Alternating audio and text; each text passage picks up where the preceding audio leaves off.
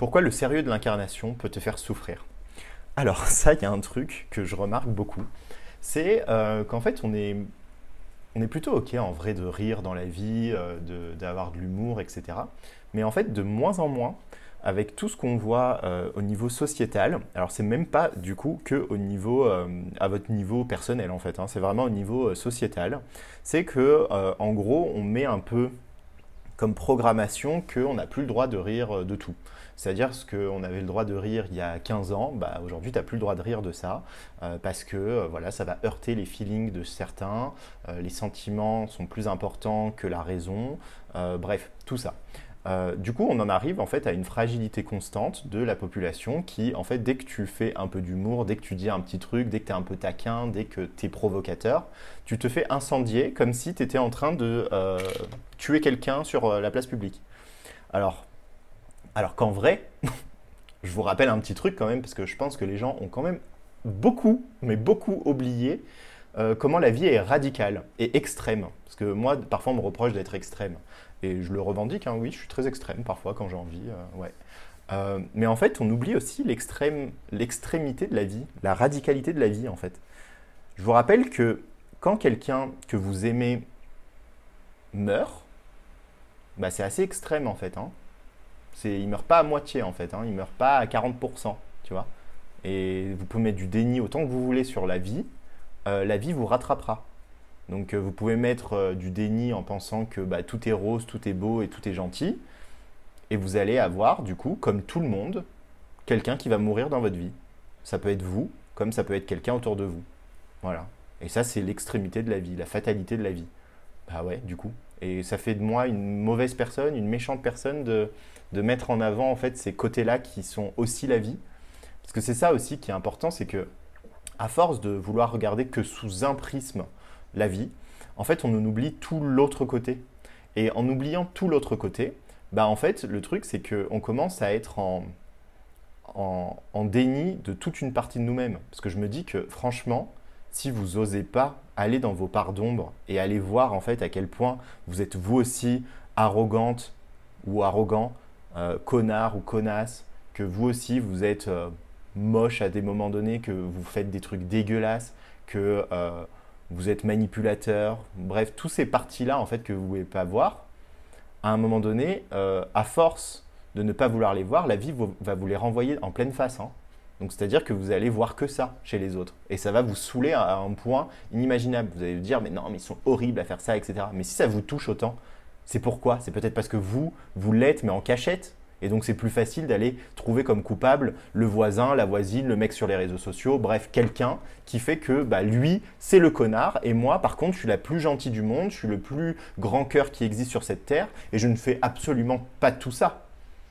Et en fait, la différence qui va faire que vous allez avoir une incarnation où vous souffrez moins, c'est pas parce que vous n'êtes pas en train de manipuler ou bien d'être méchant sans aucune raison parfois.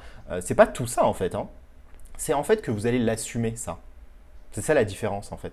C'est quand vous assumez qui vous êtes dans votre entièreté et que vous arrêtez de vous badigeonner d'une version illusoire de vous qui n'a d'existence que dans votre tête. C'est faux. Ce que vous croyez de vous est faussé par nature en fait.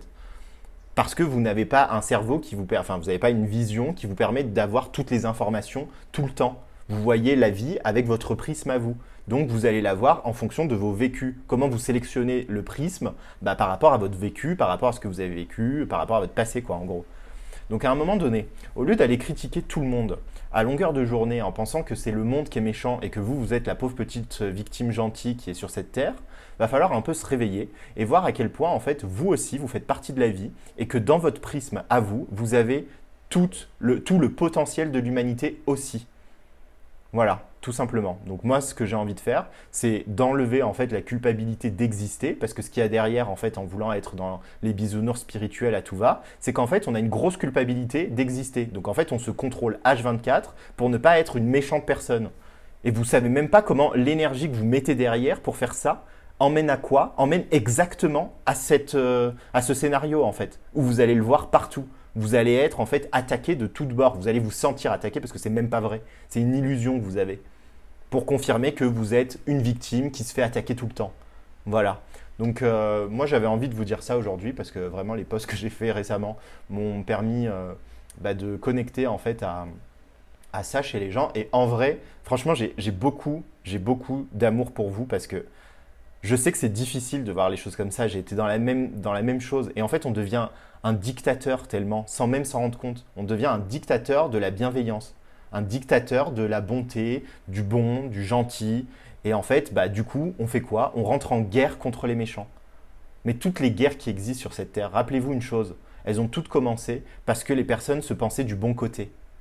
Donc maintenant, on va arrêter de se faire la guerre tous et on va commencer à accepter que oui, il y a des connards, que oui, il y a des gens qui font ça et en fait que une personne n'est pas juste un truc.